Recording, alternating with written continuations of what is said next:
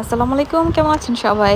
আলহামদুলিল্লাহ আমরা মোটামুটি ভালো আছি। পুরোপুরি বলা যাবে না যে ভালো আছি, মোটামুটি ভালো আছি। তো অনেকদিন ধরে ফুচকা খাইতে মন চাইতেছিল।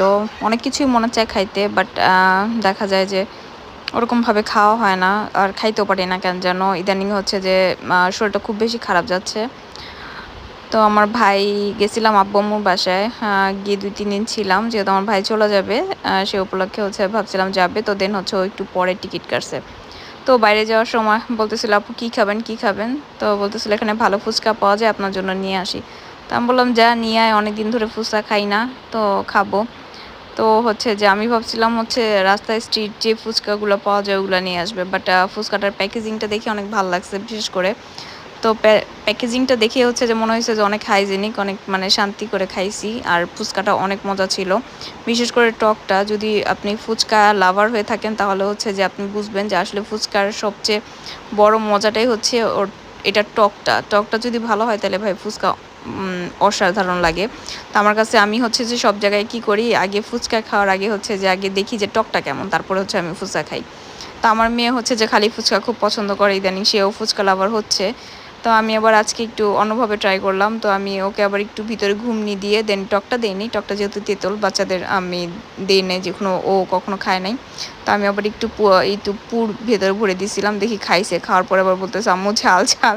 তো যাই হোক, ফাতিহা ইদানিং একটু ফুচকাটা খায়। ও খালি ফুচকাটা পছন্দ করে বেশি। তো বাইরে গেলে দেখা যায় আমি ফুচকা খেলে আরও এক্সট্রা কয়েকটা মানে ২০-২৫ টাকার খালি ফুচকা নিয়ে নেই ওর খাওয়ার জন্য।